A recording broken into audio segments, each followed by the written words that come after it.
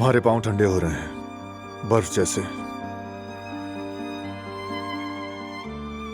ठीक है, सॉरी। अगर मेरी वजह से तंग हुए हो तो। अपने पांव मेरे पांव पे रखो, गर्म हो जाएंगे। बिल्कुल नहीं, तुम्हारे पांव भी ठंडे हो जाएंगे। नहीं होंगे, नहीं होंगे। चलो रखो।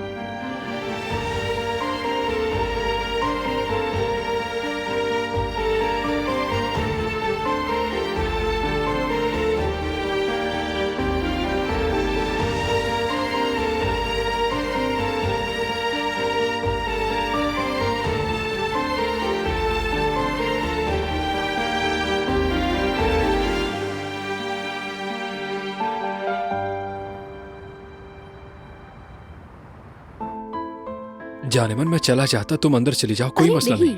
हारून देखो, खुद को थकाओ मत, इंसान को थोड़ा आराम की भी जरूरत होती है। मेरी जान यास्मीन, आखिरी काम है, बस चंद चीजें रह गई हैं, वो भी निपटा लें तो सब मुकम्मल। अच्छा चलो ठीक है फिर। वैसे वो गिफ्ट पैकेज बहुत खूबसूरत बना है, वाकई बहुत मेहनत की है तुमने। अरे नहीं, सच है कि मैंने तुम्हारी तरह एक एक चीज खुद नहीं चुनी, लेकिन जब भाभी ले रही थी तो मैं भी बता रहा था उन्हें। ओह